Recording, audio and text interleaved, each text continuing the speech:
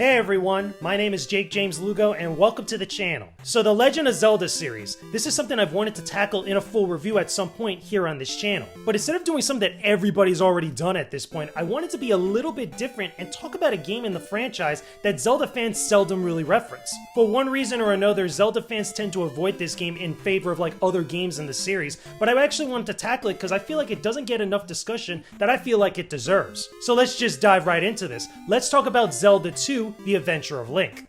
In case you were living under a rock for the last few decades, Zelda II: The Adventure of Link is a direct sequel to the original Legend of Zelda game on the NES.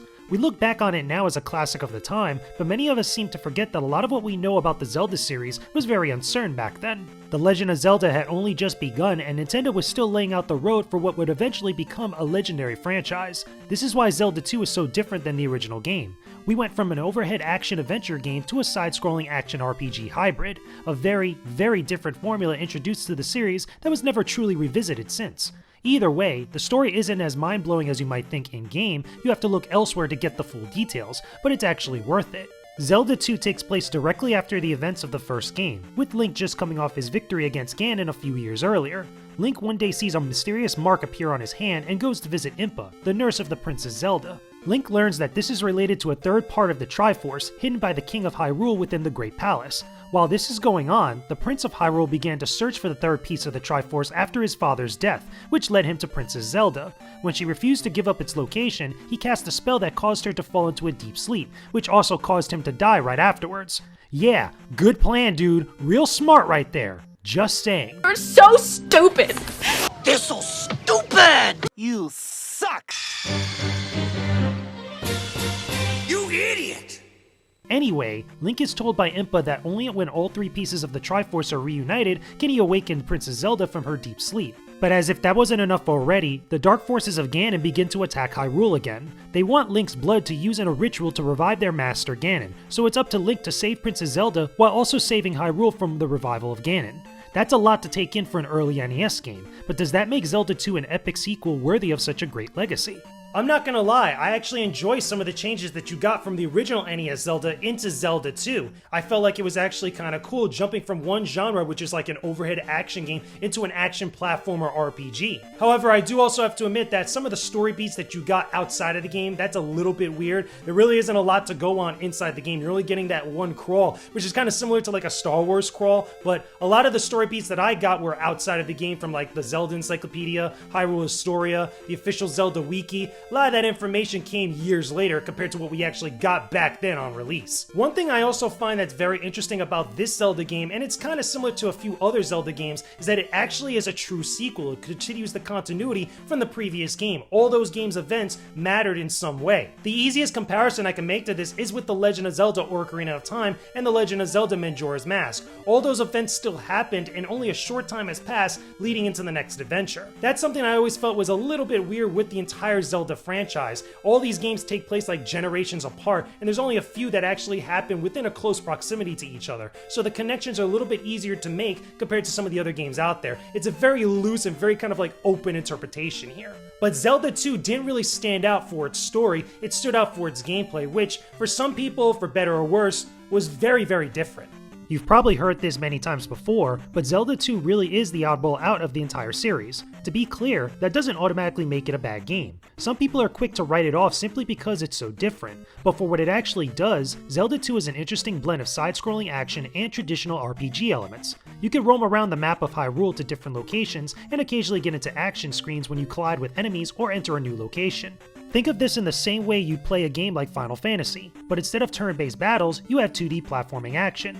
It's a simple approach of two gameplay designs that were very popular at the time, so it makes sense to see them utilized here.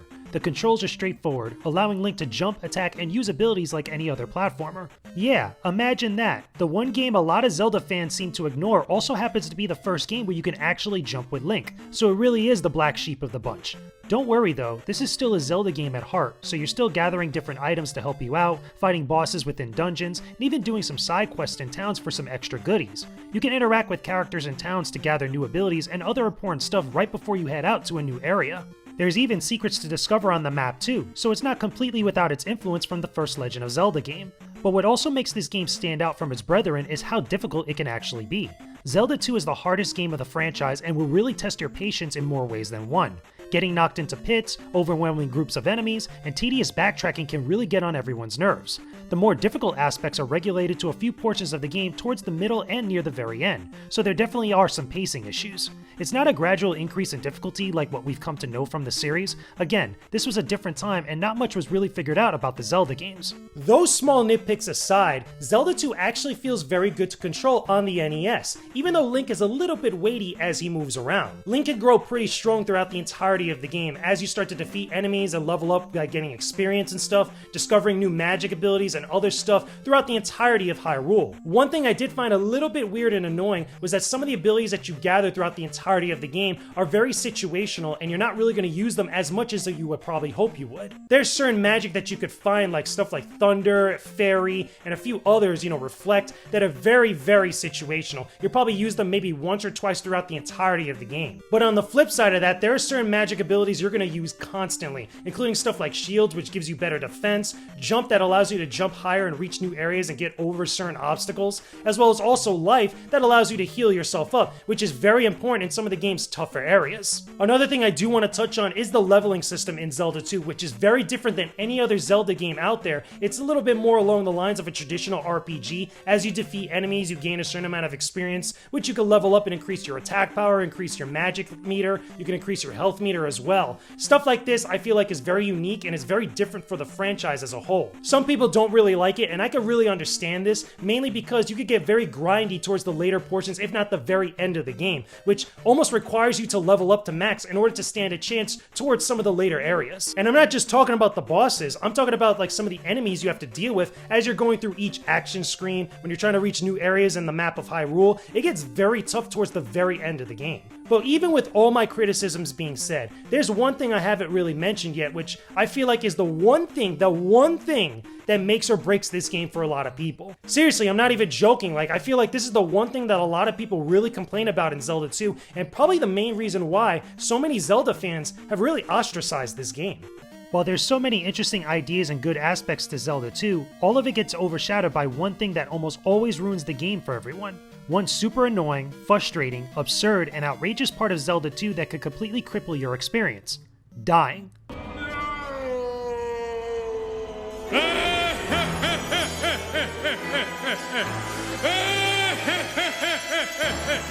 Yeah, I'm not even kidding. Dying in this game is incredibly harsh and unforgiving. Why do you ask? Because every time you die, you're brought back to the very first area when you see Princess Zelda sleeping. And I'm not kidding when I say every time you die.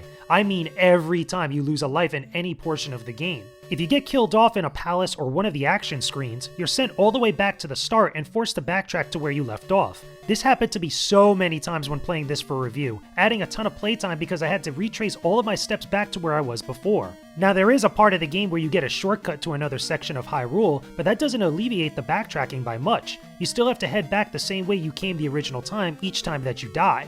This, in my opinion, could totally break the game in the worst way towards the end.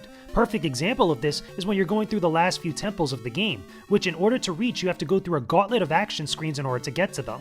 The game doesn't let up for a second with its obstacles, so unless you're able to get to a town nearby to heal up, you'll just have to deal with it. And if you lose a life, you have to go all the way back over to the beginning and go through it all over again, and again, and again. I don't think I need to explain to you just how bad this can be. And if I'm being honest, I feel like this was done on purpose. Back in this era, some games were incredibly short and overly complicated or tedious. A lot of this was done by companies wanting players to spend more time with their games, but also nearly forced them to get into things like guides to help them out. Remember Nintendo Power? There's multiple issues of this magazine that covered Zelda 2 while giving tips and walkthroughs of the game, so they knew exactly what they were doing here. It's a very smart business move for Nintendo, but it's also one that hasn't really aged all too well. I've beaten this game multiple times, and even I have to admit that this is probably the worst part of Zelda 2, and possibly the biggest factor in how the game has been perceived over the years. This is something that has definitely not aged well about this game, and it's just could have been done so much better. Like, I don't understand why they couldn't just make it where you could restart right outside the palaces or any other area where you died. It just makes the game much more frustrating than what it needs to be. Granted, like I said, I understand why it was done by design, but even then, it doesn't really make someone like me want to go out and buy Nintendo Power. It makes me want to take the cartridge and like chuck it outside my window. So I totally understand where everybody's coming from with their frustration and annoyance about Zelda 2, but even then, while that that's like the one thing that makes or breaks this game for a lot of people, there's still so many other great things that I feel like get misjudged because of this one thing over here. Something else I do want to touch on are the bosses of Zelda 2, which again are very unbalanced. They're like all over the place. Some of them are very easy, like hilariously and like, pathetically easy, while others are like incredibly tough, almost tough to the point for no reason, just to be tough at that particular point of the game. Some of the easiest boss fights include the very final battle that you fight against Dark Link. It's just hilariously like, mismanaged. It's just like, you can't like do it in like the more traditional sense, like the right way technically you're supposed to play that boss fight.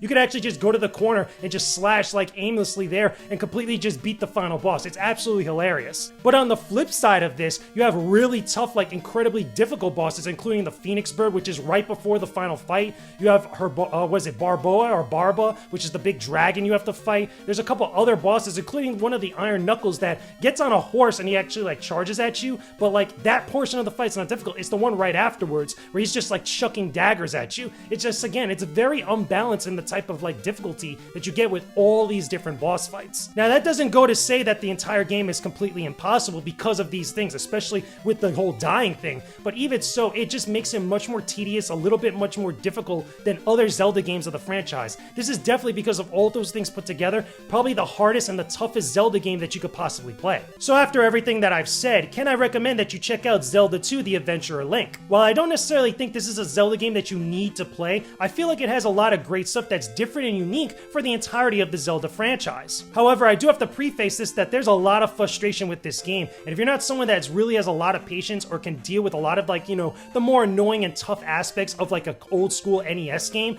I feel like you're really gonna hate Zelda 2. This is why I feel like a lot of people really fall into when trying to play this game. If you're someone that just loves Zelda in general and you like playing through all these games, feel free to give it a try and see if it's your cup of tea. It's very different than a lot of the classics that are included in this legendary series, and I feel like it would be really cool to see Nintendo kind of revisit this concept again, maybe tweak some of the more annoying aspects of this game, and you could actually get something very different, very unique, very out there compared to what we usually know as what we call the Legend of Zelda series. Anyway guys, those are my thoughts on Zelda 2: The Adventure of Link. Again, there's a lot to unpack with this game, especially if you're a Zelda fan. There's a lot of neat and interesting concepts that I feel like are very underrated because of all this other stuff going on over here and because of all the other classics that we have to play that people recommend all the time. But those are just my thoughts about Zelda 2: The Adventure of Link. Let me know what you guys think about it in the comment section down below. Tell me, do you guys like Zelda 2? Do you hate Zelda 2? What are some of your favorite Legend of Zelda games? And what do you want to see actually make it into future Zelda games going forward with the franchise? Again, there's a lot of different things that Zelda has done. It'd be great to see something like this, or gonna get implemented with anything brand new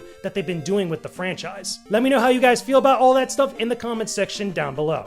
Thanks for watching this video, everyone. Make sure you guys check out some of these other videos in the boxes after the credits, and don't forget to visit my Patreon page via the annotations for more exclusive content. And don't forget to subscribe to the channel as well. Peace out, and stay epic, everybody.